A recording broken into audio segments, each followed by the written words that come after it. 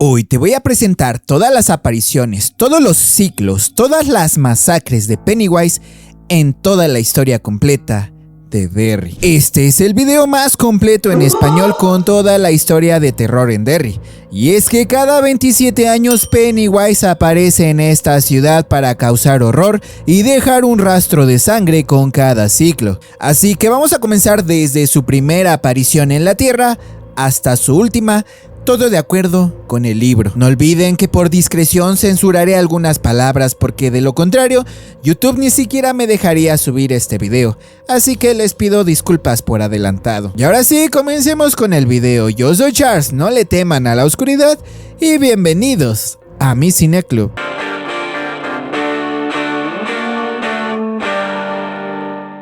Abrimos la cronología con la llegada de esta criatura a la Tierra y con su primer contacto con los colonos ingleses que llegaron a los territorios de lo que hoy se conoce como Derry. Imagino un objeto que cae del cielo como meteorito, pero no es un meteorito cualquiera, es eso, una entidad extraterrestre, extradimensional que llega a la Tierra hace muchísimo tiempo.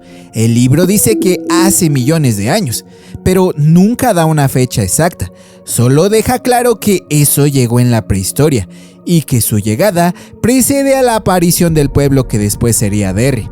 De acuerdo con Stephen King, eso es algo primitivo y famélico que se instala en la Tierra, en lo que será la fosa del pueblo, alimentándose de la energía vital y de las emociones, especialmente del miedo de las criaturas que viven cerca. Su patrón es simple, se despierta periódicamente, se alimenta y luego vuelve a dormir.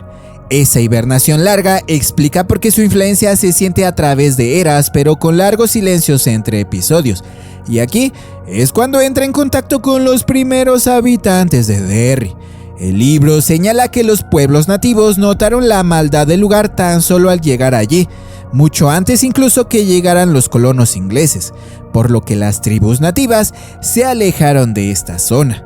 Algunos nativos decían tener incluso sueños horribles, y en el periodo de 1740 a 1743 fue cuando los primeros colonos ingleses llegaron a esta zona. El grupo original de colonos blancos contaba con unas 300 personas. Eran ingleses, tenían una carta constitutiva y se les conocía formalmente como Compañía Derry. La tierra que se les otorgó cubría lo que actualmente es Derry, la mayor parte de Newport y pequeñas tajadas de las poblaciones circundantes.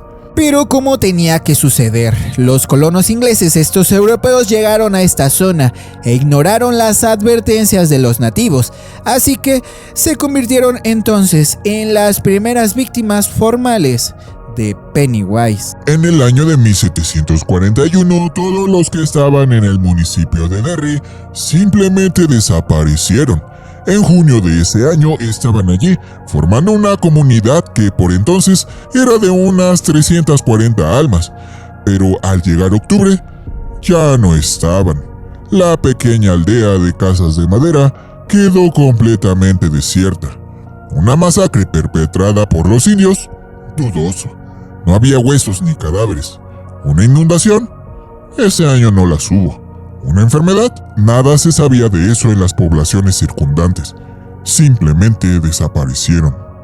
Todos, los 340, sin dejar rastro. King presenta este pasaje como uno de los primeros despertares y el primer contacto formal de esta criatura con los humanos, y lo que inauguraría las consecuentes masacres y siglos de Pennywise. Si bien el libro no da detalles sobre qué le pasó a estos 300 colonos, sí se dan pistas de que eso manipula los miedos y provoca alucinaciones y sueños para quebrar a la gente desde dentro. Y no siempre aparece como payaso en estas etapas tempranas, sino que adopta a aquello que más aterroriza según la cultura de la víctima. Para los primeros habitantes de esta zona y colonos de este siglo XVIII, eso podía ser espectros, animales deformes o quizás visiones de cosas antiguas. Pero en cuanto a la cronología del libro que establece Stephen King, por supuesto que esto es el primer ciclo, la primera aparición de It, de Pennywise, en Derry.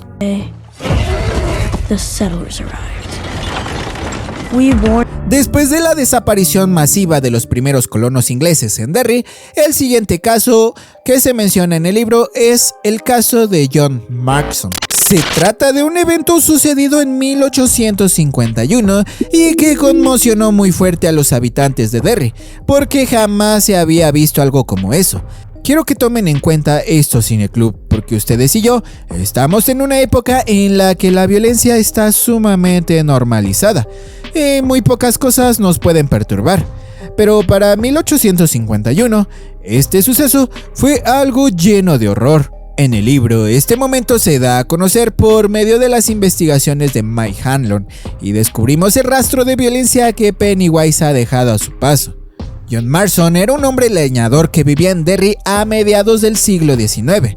No era famoso ni tampoco muy conocido en esa zona, era un hombre simple y común. Era uno de esos tipos, de acuerdo con el libro, que pasan desapercibidos, hasta que la cosa que hizo deja un rastro de sangre muy difícil de borrar. En los archivos viejos que Mike está investigando, su nombre, el nombre de John Marston, aparece al margen de una nota y se cuenta su caso como un caso casi aislado, pero sumamente sangriento. Y es que sin motivo aparente, una noche, se cuenta de acuerdo con los archivos, John Marston mató a su esposa y a sus hijos. Primero se habló que los había envenenado. Luego se dijo que los había atacado con un hacha. Los recortes del periódico son confusos, pero todos coinciden en que la escena era tan horrible que hasta los hombres más duros de la época tardaron tiempo en describirla. Después de su familia, Marston, pues bueno, ya sabes lo que se hizo a sí mismo. El policía que lo encontró anotó en su informe que en un principio tuvo la sensación de que el cadáver le estaba sonriendo. Hizo un comentario sobre la horrible sonrisa blanca de Marston. Lo interesante acá es que si ustedes han visto las películas, muchísimos años después, Mike le mostraría su álbum de fotos, el álbum de fotos de su padre Will, a sus amigos, a los perdedores. Y los niños, los perdedores, repasan este álbum y ven varias fotos antiguas.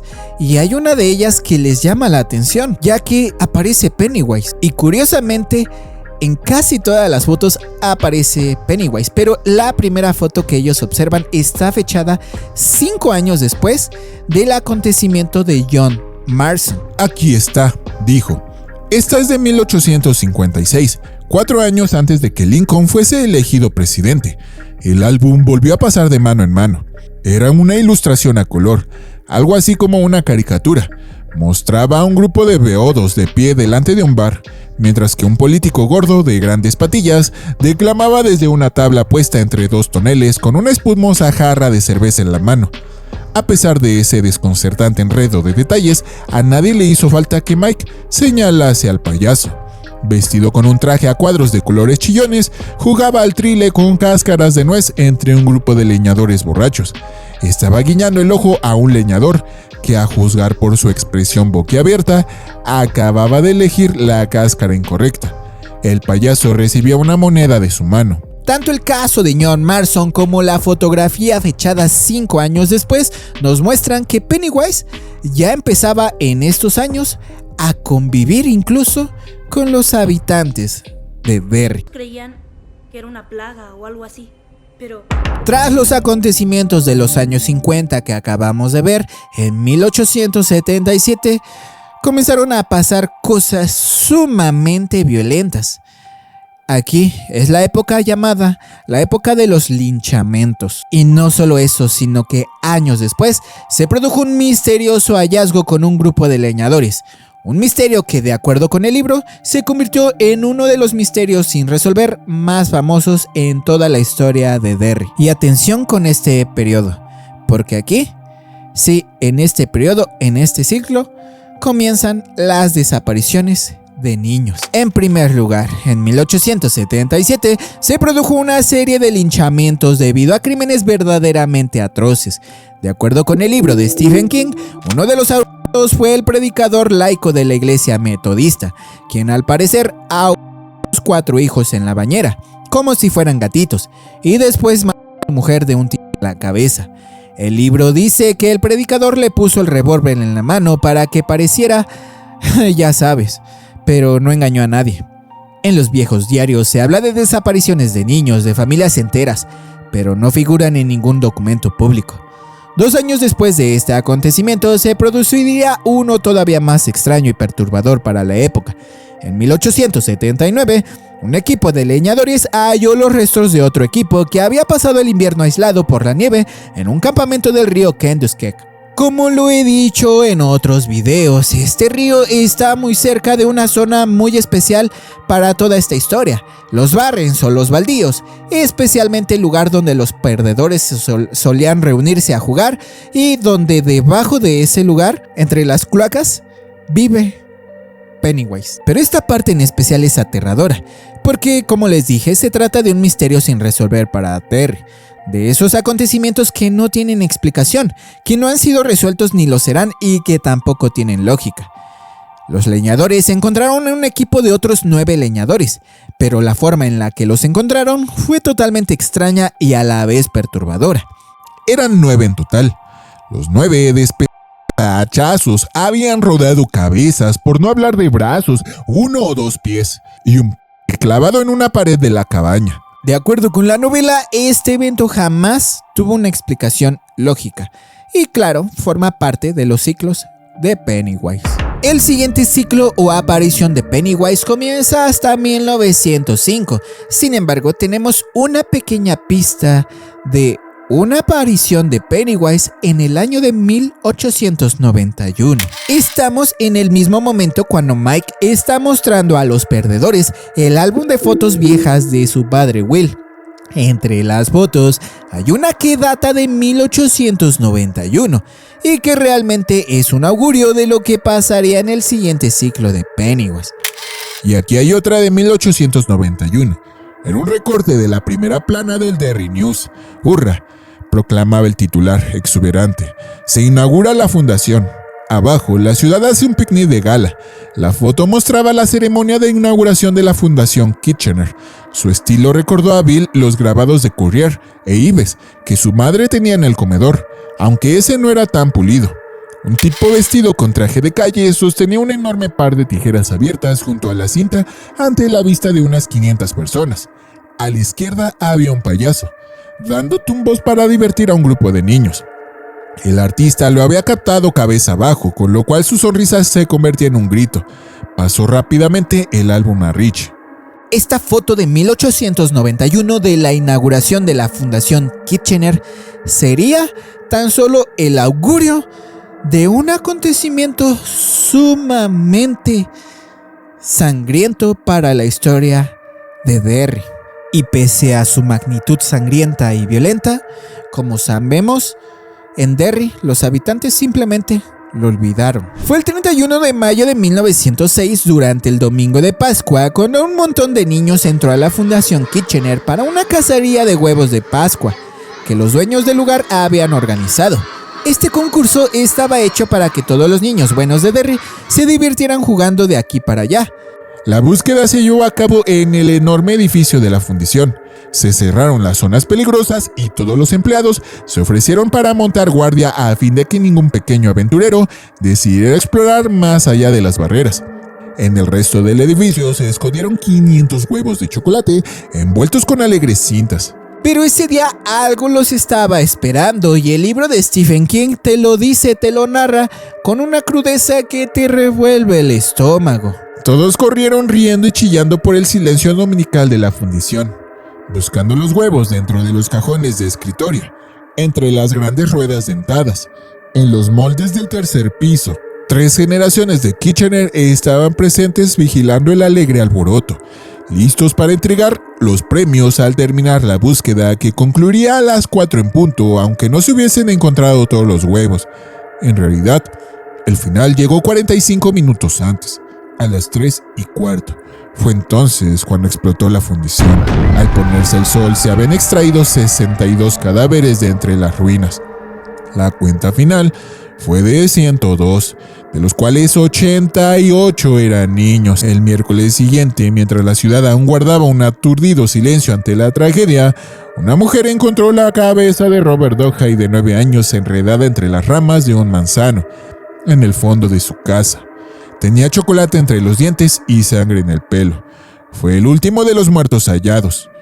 De 8 niños y un adulto no volvió a saberse nada. Durante este ciclo de Pennywise, un año antes de la explosión en la Fundación Kitchener, había pasado otra masacre también, que también por supuesto fue olvidada. En 1905, es decir, un año antes de la explosión de la Fundación Kitchener, se produjo un evento tan sangriento que resulta impresionante que también los habitantes de Derry lo hayan olvidado así como sí. El bar del Dólar Soñoliento era frecuentado por leñadores, vagabundos y tipos duros de la zona. Este era un lugar sucio, de esos donde se bebe whisky barato y la violencia está a una mala mirada de distancia. Pero Cineclub, en el libro, este episodio es contado como una historia dentro de otra historia, cuando Mike Hanlon recopila los eventos trágicos de Derry en su investigación sobre It. Es un pasaje breve, casi documental, pero sumamente brutal. King lo relata con ese tono de crónica antigua, como una nota de periódico o un relato transmitido por generaciones, pero con mucha violencia. Una noche de 1905, un hombre llamado Claude Herrox, armado con un hacha, llega para cobrar una vendetta personal contra unos sujetos, pero lo hace de una forma más lunática y sangrienta posible. Y aunque pudieras pensar que eso es lo más impresionante, la realidad es que los demás presentes del bar ni siquiera se inmutaron por este hecho y continuaron bebiendo sus cervezas. Mientras los hombres ante el mostrador seguían hablando del clima, Claude Herrox talaba y talaba. Esa noche, en todos los bares de las calles, resonaba la noticia de la matanza. Se empezó a acumular una especie de furia justiciera, de la que sienten los borrachos. Cuando cerraron los bares, más de 60 hombres se encaminaron hacia la cárcel y los tribunales con antorchas y linternas.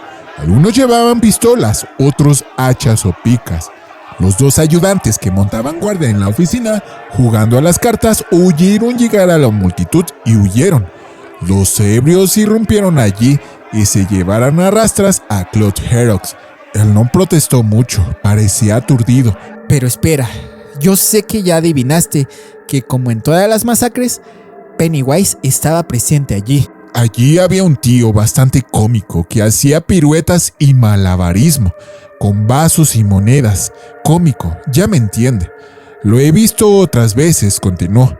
A lo mejor se divirtió tanto aquella noche que decidió quedarse.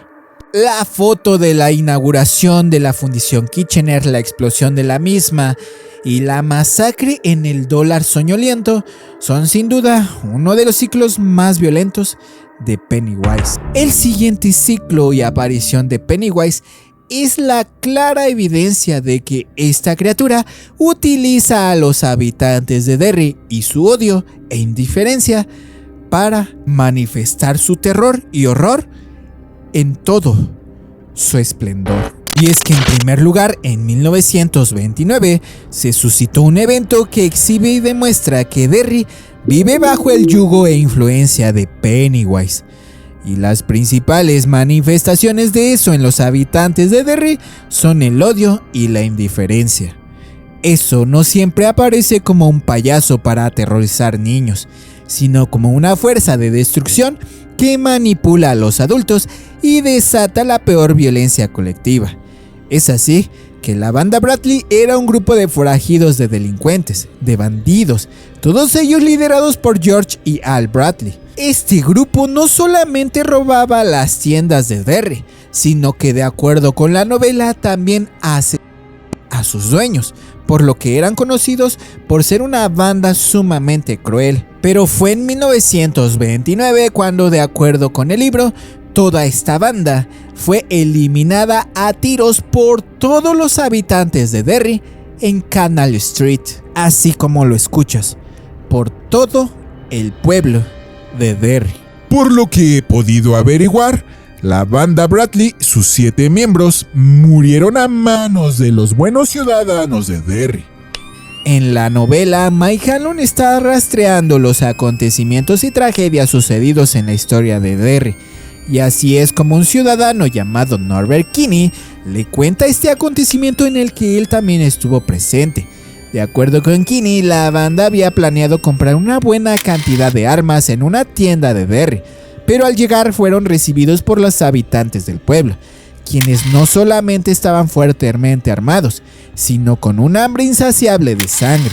Había hombres por todas partes, armados, de pie en los portales, sentados en los peldaños asomados a las ventanas. Es así que en determinado momento los ciudadanos comienzan a disparar indiscriminadamente contra el auto donde estaban los Bradley, y entre los atacantes había un payaso que estaba flotando fuera de una ventana. Serían 50 o 60 los hombres que disparaban al mismo tiempo. Cuando todo terminó, la Almanchen extrajo 36 balas de la pared de su tienda. Y eso fue 3 días después. A esas alturas, todo el que deseaba un recuerdo había ido a escarbar en los ladrillos con una navajita. En lo peor de la escena, aquello parecía una batalla. Cuando cesó el fuego, esos coches ya no parecían coches, sino chatarra rodeada de vidrios. Los hombres comenzaron a acercarse, nadie hablaba. Solo se oía el viento y el crujir de los vidrios bajo los pies. Entonces empezaron a tomar fotos. Y debes recordar bien esto, hijito. Cuando empiezan a tomar fotografías es porque se acabó la historia. ¿Vio usted aquel día, una vez iniciada la refriega, a alguien que no conociese? ¿Te refieres al payaso? ¿Cómo te enteraste, hijo? Lo vi solo por un instante. Una vez que las cosas se pusieron al rojo, estuve muy atento a lo mío, claro. Pero en cierto momento me volví y lo vi calle arriba, entre los suecos, bajo la marquesina del Villou. No vestía de payaso ni nada de eso, llevaba un mono de granjero y una camisa de algodón, pero tenía la cara cubierta con esa pintura blanca que usan los payasos y una enorme sonrisa roja, pintada. Además tenía mechones de pelo artificial, de color naranja, bastante cómico. Pero eso no es todo, ya que, un año después, se sumaría el incendio, la masacre, en el club nocturno del Black Spot. Y es que el Black Spot era un club nocturno manejado por los hombres de color del ejército de Derry en el año de 1930. Y entre sus fundadores estaba Dick Halloran, sí, el mismo cocinero del Hotel Overlook del Resplandor. Este club nace porque los soldados de color estaban hartos del racismo y no podían convivir en los clubes normales. Así que arman su propio lugar para divertirse. Lo decoran con lo que pueden, consiguen licor y música, y poco a poco el lugar se vuelve un refugio donde todos los marginados pueden ir a bailar y olvidarse del mundo. Pero vamos, sabemos que en Derry la alegría no dura mucho, ya que en ese tiempo existía la Liga de la Decencia Blanca, un grupo de gente conservadora que por supuesto no quería a estas personas. En el exterior eran más bien una cobertura del Ku Klux Klan, por lo que odiaban totalmente el Black Spot. Así que una noche deciden actuar. Lo que sigue es una de las escenas más desgarradoras del libro. La Liga de la Decencia prende fuego al Black Spot durante una noche llena de gente. Lo hacen de forma cobarde, bloqueando las salidas para que nadie pueda escapar. Ese lugar era un horno de fundición, un mar de llamas y humo, pero la gente salía corriendo en un torrente. Nos quedamos allí viendo el final de todo. En total, no habían pasado ni 5 minutos, pero pareció una eternidad. Los últimos 10 o 12 salieron en llamas. La gente los sujetaba y los hacía rodar por tierra, tratando de apagarlos. Al mirar hacia adentro, vimos que otros trataban de salir y comprendimos que no podrían. King lo describe a través del recuerdo de Mike Hanlon, quien escucha la historia de Dick Halloran años después. El incendio se convierte en un infierno literal. La gente grita, se aplasta, el humo llena el lugar y los músicos siguen tocando por pura desesperación.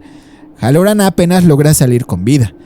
Lo más escalofriante es que, de acuerdo con el libro, el incendio del Black Spot no sucedió por racismo o por alguna cuestión de odio, sino por Pennywise, por la maldición del propio Derry.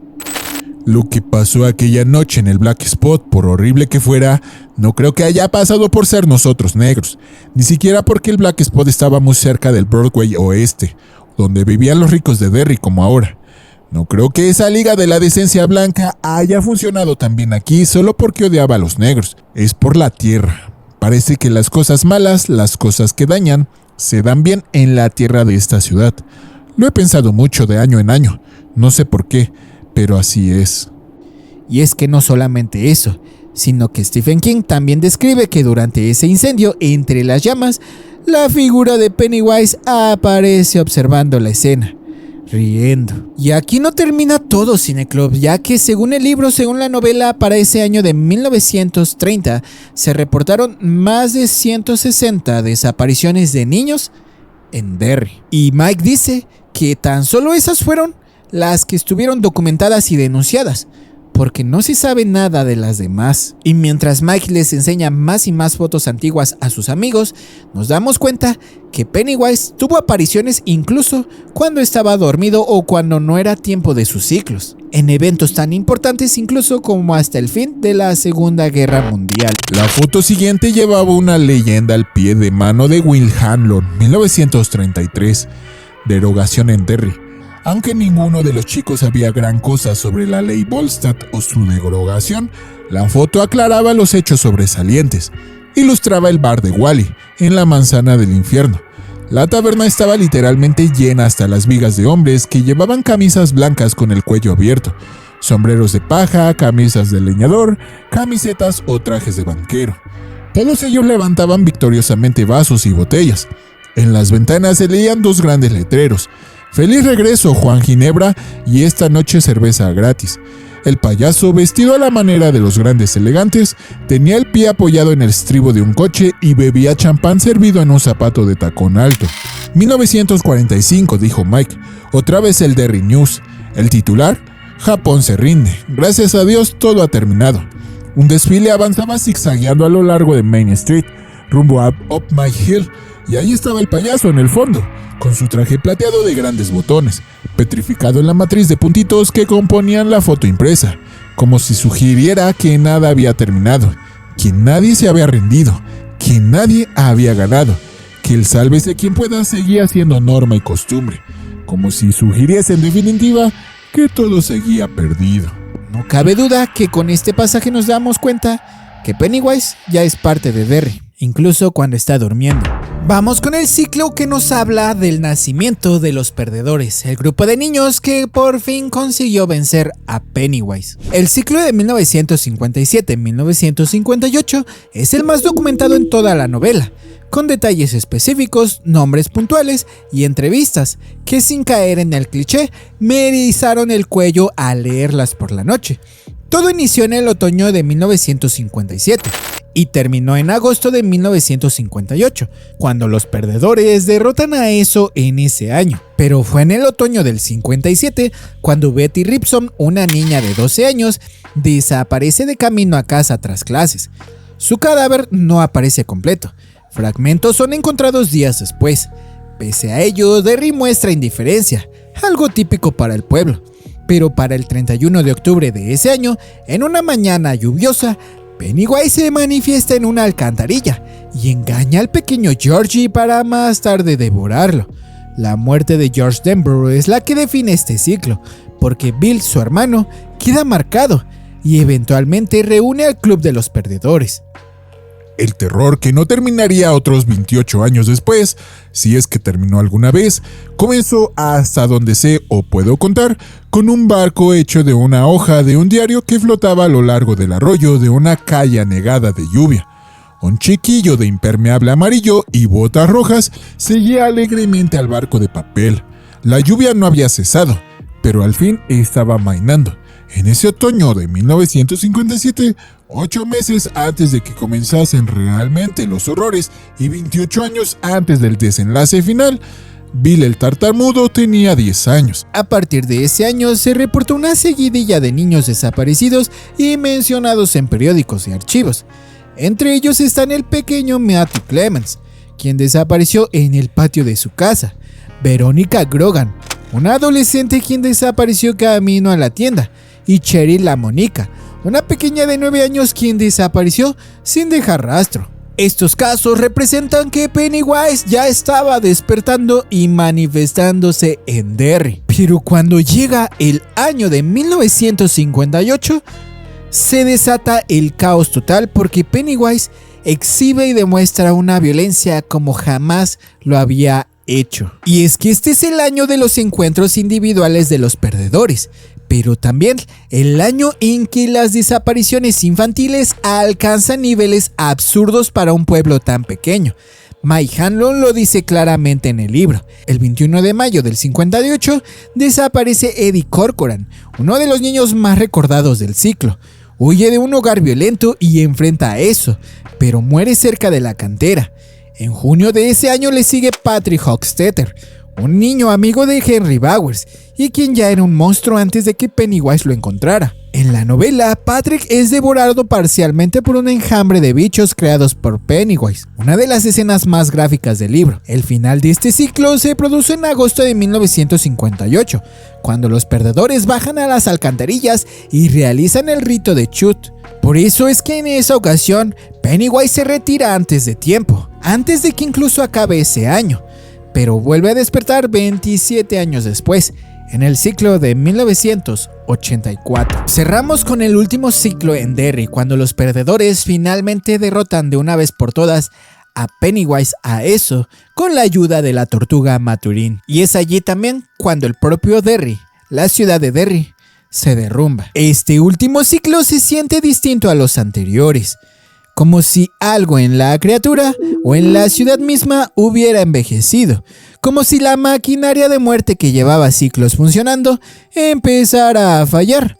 Y aún así, cuando despierta en 1984, lo hace con una furia que no se veía desde 1958.